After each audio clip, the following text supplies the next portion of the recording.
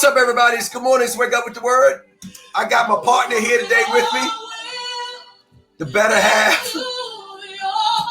Good morning, everybody. It's Wednesday, August the 7th. We're waking up with the Word all week long. We're going through relationships, talking about relationships. And so I thought I'd bring in a younger dude to talk so I can make him wake up and come down with me. So it's a pleasure to meet everybody, to come up with everybody. We've been talking about relationships for the last 3 weeks now. And so I wanted to kind of do a week of recap, kind of talking to everybody about how they have been walking in their own skin, in the skin that the God has created them to be in, and how do they relate to other people once they come to realize who they are. And so I brought on Will this morning. Good morning, Charlene. ATL is in the house. Oh, and hey, Nicole. So Will is, as most of you know by now, Will is my son, my only child, actually, only one. His assessment that some of us took last week, his assessment categorizes him as a chameleon. Mm-hmm. And you live with a flamingo and a turtle.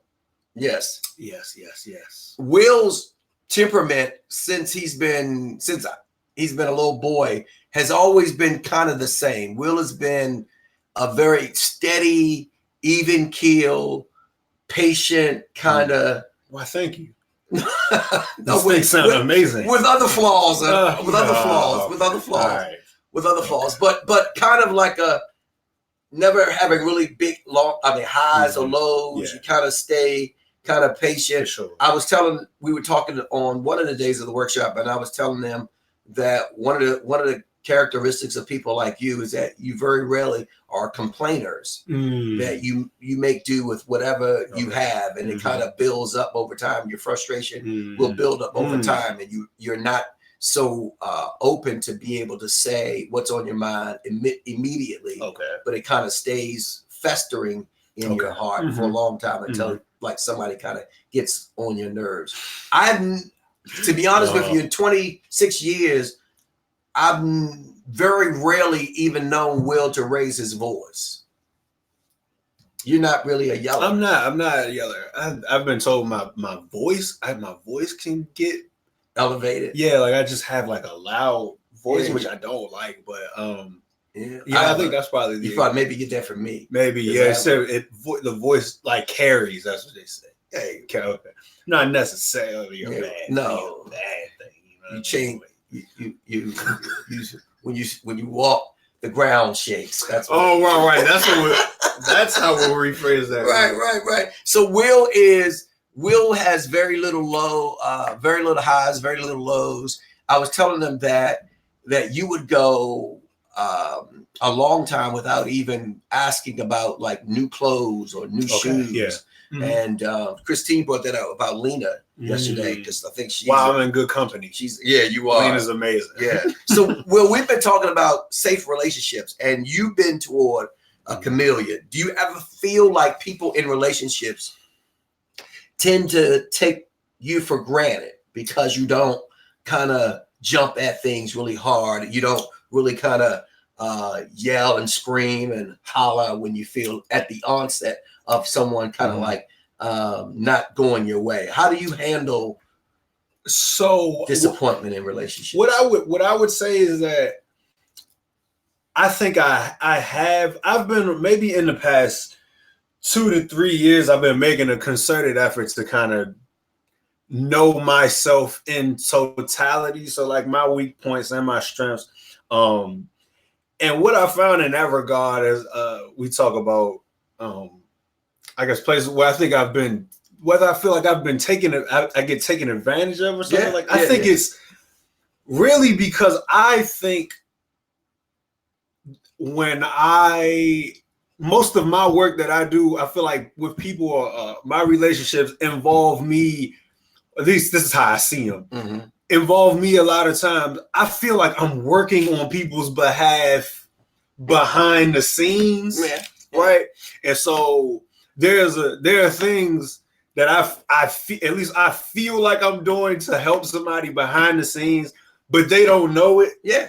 So say they do something that appears to be like ungrateful if we're talking on, and our day-to-day kind of communication, I can get like incensed at the fact that you would dare, you know, like, do you know what I've been doing to try to help you out? Like, you know what I'm saying?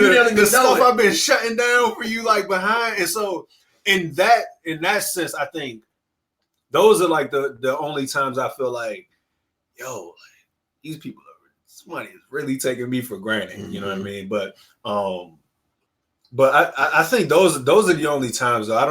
I think I've grown to understand that, like, I got my own nonsense. So you bring your own even issues. So even when I feel like I have proper Justin, you know, to be mad or to, you know, act like somebody has done me wrong, I can kind of think about the wrong parts of me.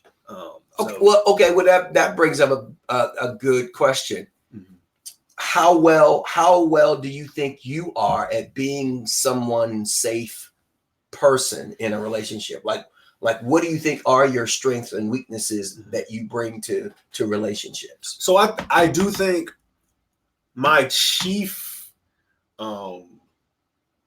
quality characteristic, I think I aim to make people comfortable. Okay. And my goal usually is to create a safe space for people. And so whether they're visitors or like long-term friends, what I do is what I feel like I'm good at, I'm gifted at, is creating environments for people to feel comfortable and safe. And so I do feel like I'm a safe person. In a lot of my relationships, I feel like I'm the safe haven when I got to get stuff off my chest. Right. I think that's who I am. I think that's true. And I think it's because of like what you said about like not getting too high, not getting too low. You tell me something crazy, I'm not going, it's not like oh my gosh, what did you do? Yes. And so, I think I would fit right there, and that's safe. Yeah. Generally speaking, so have you ever been so like you don't address issues right away? No. Right. So let's say something comes up, and in your mind you go, we should have you and I should have a talk about this. Yeah. And you kind of let it go, let it fester. Not right now. It's not a big deal. Sure. You make things not a big deal. Yep. A lot. Yeah. Right. And because of that, the person who otherwise could have been confronted doesn't. And they can. It's a bad thing. I've found, and this is something I'm trying to work on now, and I talk about this a lot. Being on the proactive, being intentional, not waiting for things to spiral out of control before I want to put my hands on something. Mm-hmm. And I think it goes with, it can linger from you wanting to create safe spaces for people. And it can switch from that to you just really not wanting to ruffle feathers. Yes. And so I gotta like wrestle that fight. Like, yo, am I just really not trying to like make somebody angry right now? Am I not trying to upset anybody right now? Or am I really trying to create a comfortable environment for somebody? Right. So I gotta be honest with myself a lot of times and kind of figure out which one I'm doing in that present time and challenge it. So so I think that will be the chameleon's major, like one of their issues is that they can let things kind of fester because they don't want to make a big deal out of everything. Sure. But over time, it becomes, like you said, spiraling out of control. And then at the very end of the thing, because we tend to think that people should know that they're treating us. For sure. You know what you're doing. I don't have to tell you what you're doing. Right. And so we kind of let things go out of control. Chameleons will kind of let things go so long, and then they blow up at the end when there's no other space. Sounds like me.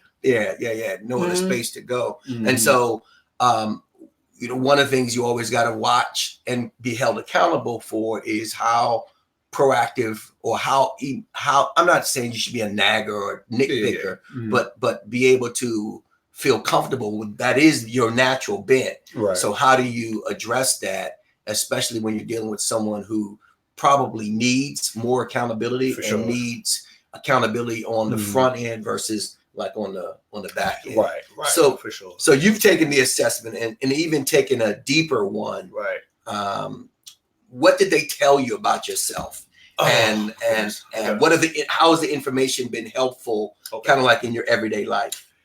Whew. So I would advise everyone watching this to take not only the test that you've been using for your workshops, but take this, go online, and it's just called an Enneagram test. And it costs a little money. How much does it cost? It was like $150. Okay. Like that. Yeah. But it's like 40 pages of information about yourself. And so it's been super helpful. It's been, before we just turned the cameras on, I was talking to my father about the fact that there's a lot nasty that I found out about myself. And I feel like where I'm gifted at involves being gifted in the art of getting people to like me. Right. And so it's easy to when even when you know that you have nastiness, it's easy to get people to gloss over that or to not see it, because you're kind of good at getting people to kind of like, really just not cling to you, but just like to be around you or like your presence. And sometimes I think I can give off like this, super innocent, super kind of vibe. And so I think this Enneagram test has like opened me up to a lot of my blind spots, a lot of the places where I can be really manipulative. And man, when I was reading it, it's so, you almost say, like when you start to see all the stuff, they say like, oh yeah, you could be nasty like this. You say, maybe I answered those questions wrong. Right? I didn't. That's not how I meant to answer the question. Right. Maybe I need to take this again. I'm gonna email the guy, see if I can take it again. But when you take the time to sit there and like really evaluate it, it's like, oh my gosh, like I do believe I have the propensity to do these kind of things. Right. And not that I could do them. I can reflect and see that I have done them. There is history there. There is history there, for sure. Yeah, there's history. Sure. There's history. And so one of the things that I think I've done, and I'll be interested to know whether or not this has happened for you, is so insecurities come up when we compare ourselves to other people, right? Yeah. So if I compare myself to, let's say, your mom, who's a turtle, who's very organized, who handles things detail oriented, plans out everything. Yep. So when that doesn't naturally come to me, what tends to happen over time is I start to think I'm less than, that I should be better at. Okay. That I should be. Why isn't that coming natural to me? What's wrong with me? Right. So insecurities break off. And what this assessment and others have done for me, and I'm interested as to what it's done for you, it has made me be comfortable in the giftings that I have. Oh yeah. While appreciating the giftings that other people have. And so I spend more time now not working on what people may call my weaknesses. Okay. Yeah. But I focus in on building my strengths, being better at what I'm gifted in. Yeah. And I bring people in my life and bring things in my life that help me with the areas of my life that I'm never probably going to be great at. Yeah. And that's a harsh reality to come to, because everything, a lot of us feel like, man, I could become whoever I need to become. Right. You know what I'm saying? Like, and if I'm not there now, I can get there. I can do the work to be there. And in all honesty, I mean, even if you got a little better, and which I think is a part of, you do find places to implement strengths of other people. You find the value in those things and those tools that other people have. But I do 100% agree with you, and with leaning in on what you do well. And because, man, comparison is such a tricky thing, where you really you find yourself trying to operate in capacities that do not favor you, that do not come natural. So when you do them, they're forced.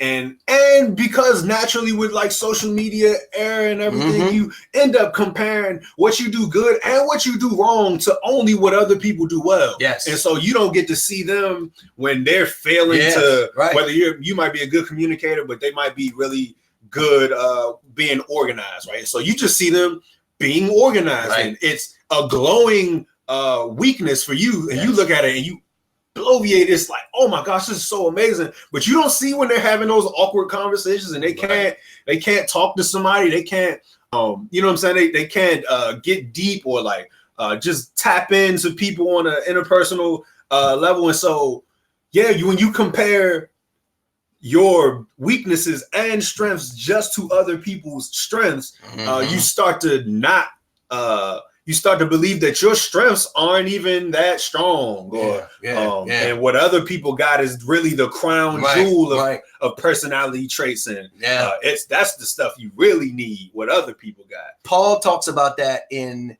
1 Corinthians, because there were people who were envious of other people's gifts. You know, they were.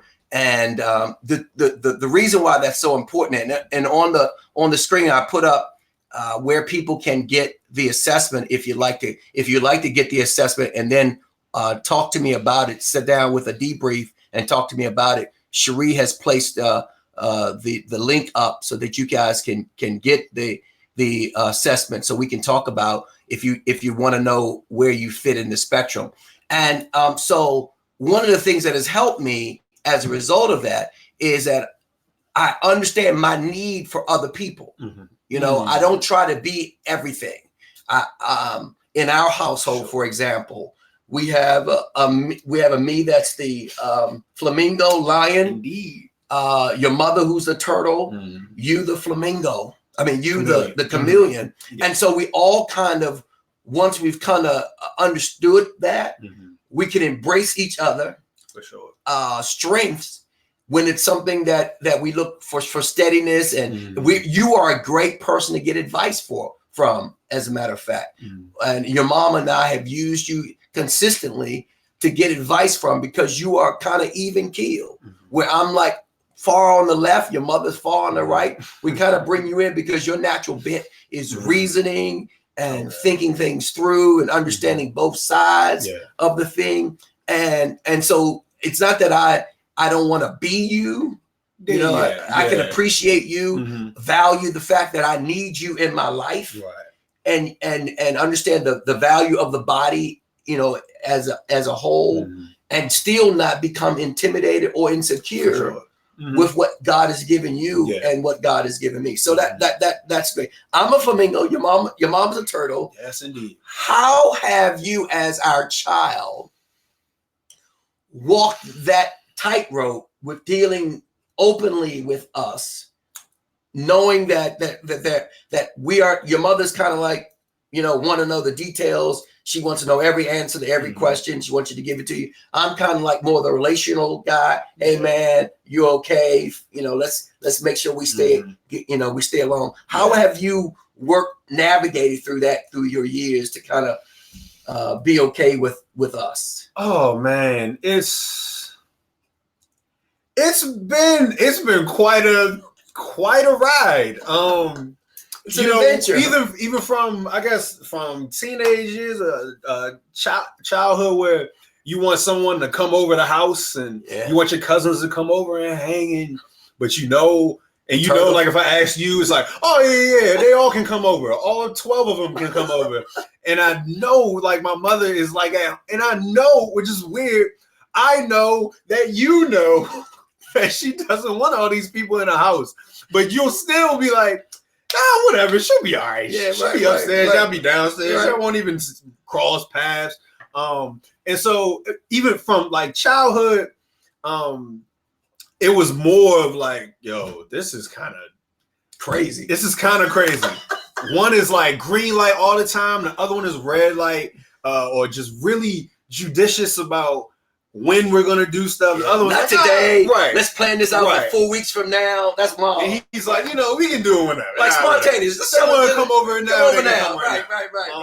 And so I wouldn't say it's been good. It's given me a good spectrum to grasp norms from. And so it's helped me understand that my norm isn't necessarily the proper norm. Right. Because I was just talking to my father not too long ago. Stuff went wrong with my car. Right. And I told him I was incensed with myself because I feel he's very proactive. He gets, if he sees something that even has a chink in the armor, he goes and he takes care of it now.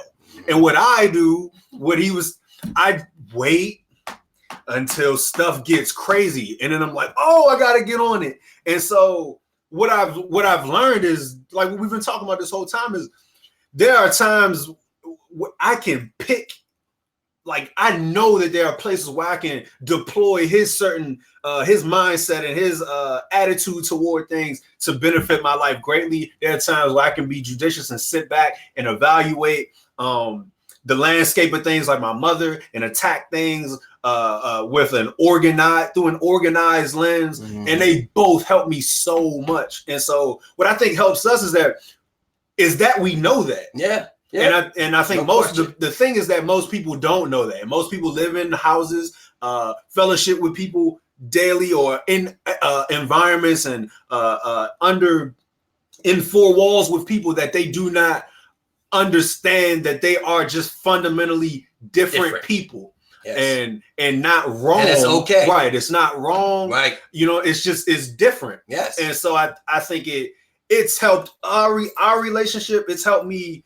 Like you said, it helps you understand when you can use me most, and not be intimidated by whatever I bring, or not be envious of what I bring, and that we're all vital. And so I think we all find ourselves being vital in each other's lives. Absolutely. And so it makes us more comfortable with ourselves because we don't shy away. Yes. When I feel like I need my father's, like, what his skill set is, I reach right to him. I don't try to just be him. I don't try to act like what he's great at isn't great. Mm-hmm. I don't try to act like what my mom's great at isn't great. I call on them when it's necessary. And I think it helps us all to understand that what we do bring to the table is 100% vital and useful and just as important as what we see in someone else that we probably wish we had. Yes. But it's not necessary. Right. And so when you use it and you tap into other people's greatness and tap into other people's strengths, I think it creates room for us all. It does. Absolutely. I think, and that's the harmony I think we have in our house, even though we are so different in how we approach almost everything. It is the number one, the appreciation that we have for one another's giftings, mm-hmm. and why God has placed you in our lives, why God has placed your mom in my life and mm-hmm. me in her life, is that there is expansion mm-hmm. for our lives by bringing other people who are different. Yes. There is this this natural expansion mm-hmm. that is available to you, and if the challenge that you'll have is that you grew up with yourself, you grew up with your own strengths and so we tend to believe that the way we do it is not just the way we do it, but it's the way we do it is the right way to do it. Yeah. So anyone who comes against the right way that we're doing it is automatically wrong, mm-hmm. right? Yes. Versus this is the way I do it. This is the way I do it right now. And yet I have to be available that when I'm in a relationship, that it doesn't always have to be done my way. Doesn't always have to be handled my way. And so your mom is the planner. She's the organizer. She's sometimes very, and she's an introvert, which you and I are extroverts. And so there's this need to cover her, to have her feel safe. So sometimes I back off from doing everything I want to do from the extrovert flamingo side when it affects her. You know, when it affects me, that's fine. But when it affects the whole household, I have to be mindful that not everybody is, and it doesn't mean that she's a mean person or you know, angry person or you know, antisocial. It doesn't mean that. It just simply means that she's better at this space. And so that's the beauty, I believe. One of the beauties that we have as being a family is that we've come to appreciate, and I don't know, we always have done, and we sometimes hiccup on it, but we all have come to appreciate that each one of us adds value for sure in each other's lives. And I think that brings forth a great family relationship. It'll bring forth a great friendship. It brings forth great work environments, client relationships, friendships, romantic relationships, church building relationships, anything that you have. The number one is that unless you understand the who you are, value who you are, who God has made you to be, but also value what the other person, who the other people are, and how to value what they add to you. You're gonna screw up, and you're gonna find yourself alone a lot of situations. Last question, and I'll let you go. You work with the teens at our church. They are considered now Generation Z. Generation Z. What would you say to parents now who are raising Generation Z people about how to engage them in relating, how to build relationships with them? What would you, is there any? So I would say, one, don't put an emphasis on being their friend. Don't. As much as it sounds. As much as it sounds like the best of both worlds, to be their best friend, don't put such an emphasis on being their friend. It's confusing for them. It in ways usurps the authority that you have and the impact and influence that you have on their lives to either nip some things in the bud or to allow some things to go further. You kind of usurp your own authority with that approach when you're just trying so bad to be a friend. And then second, I would say to really take what they say seriously, no matter the differences in how you believe you were raised and the hardships that, you know, the walking to school uphill in snow, all that stuff. Like it's true, and it's 100% true, right? And so, though you may look back on your life and then look at the world today and say, yo, there are simple hardships that are not taking place right now that I do not understand why my child is moping around or why they are acting like they're depressed or they're saying that they're depressed. And what I would say is it is just a totally different world. This is the first generation that has grown up with internet in their hand, with phones in their hands. When you need their time occupied, you just throw an iPad in their hand, you give them a phone, and all they know is Wi-Fi, internet, all that stuff. And so what that yields itself to is like what we were talking about earlier, was they at an earlier age find themselves comparing themselves to people so soon. And so the emotions and the feelings of being not on track or not worthy or not on, not on pace to be great or not on pace to be qualified to say I am good at this age. And so that starts sooner to where you were 14, 15, 16, right, still running outside and playing basketball with your friends and not really thinking about the rest of your life. They're thinking about the rest of their life so early, and they're magnifying little chips, little losses, little failures that they have right now. They magnify them, and they become like at 13, 14, when they fail, they feel like they've ruined their future. Done is over. It's over. It's finished. And so, though the wise parent knows that that's not true when you've got so much time, also the wise parent takes that serious and because it matters to them. And that's what this whole thing is about. Right. This whole thing we're talking about is there are things that matter to you. There are norms that you have.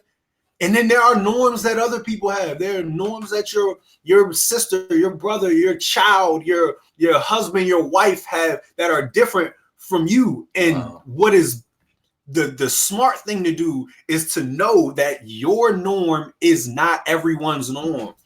And when you get that, you will find that relationship with your father will go through the roof. Your relationship with your mother will go through the roof. They're two totally different people. Your relation. I've had a best friend for a long time. We've been totally different for a long time, and not until I had embraced that was I not like, yo, this dude is just crazy. Like something is wrong with this guy. When it's not that. It's differences in norms. And so I would say, parents, for your kids to say, yo, this is not like how I was raised, but this is every bit as real a norm for them. And it's not a delusion or something you've done something wrong and you need to make up for it by making them study the hardships of 1968. You know what I'm saying? That's not necessary. Just lean in, understand that this too is a norm. And I think that will help a lot. You are sick. Yo, I am, man. I took that Enneagram. I have some sick. There's some stuff wrong with me. But everybody should take that test, man. I really should. Make sure you put that out somewhere where somebody can get that. Okay. Thank you, man. Appreciate it. Always a joy. Always a joy. Of course, my God. Always a joy. You guys, hey, we're ending this week with Ephesians chapter number 3. Verse number 20, now unto him who's able to do exceedingly abundantly above all we could ever ask or think, according to the power that worketh in us. So I honestly believe that there is something powerful that is hidden, but is in us that is waiting to be activated to make our relationships better than we could possibly imagine. And so that's what we're drilling in on is how do you make your relationships better than ever because of who you are, because of who God has made us to be. Our relationship should be the model of society. Our relationships, our friendships, our relationships with our sons and daughters, our relationships with our husbands and wives should be models because there's something hidden inside of us called the Holy Spirit that can activate something to take us to the next level. And so that's what we are. And that's where we're trying to go. Brothers and sisters, let's pray together before we let you go. Father, thank you, Lord, for my son and for his ministry, for who you called him to be, for his personhood, for the grace that you've given over his life. God, we ask that you would help us today as we walk out of our homes, that we execute the plan that you have foreordained for us, oh God, that we be sensitive to the steps that you have ordered, oh God, and we walk in them with grace and with full assurance, oh God, that you already have everything under control. God, open up our hearts and our minds to be able to see that there is more with us than against us, oh God. It is in Christ's name we pray and we give your name the glory and the honor. In Jesus' mighty name we pray and we thank you. And God's people say together, let it be so in my life. Hey, brothers and sisters, have a wonderful day. Back here tomorrow. I got another guest tomorrow and Friday. We're going to do this all week long. Make sure you're here. I think this is a great way for you to get practical and see how things are going in actual people's lives. Love you. Have a great day. Take care.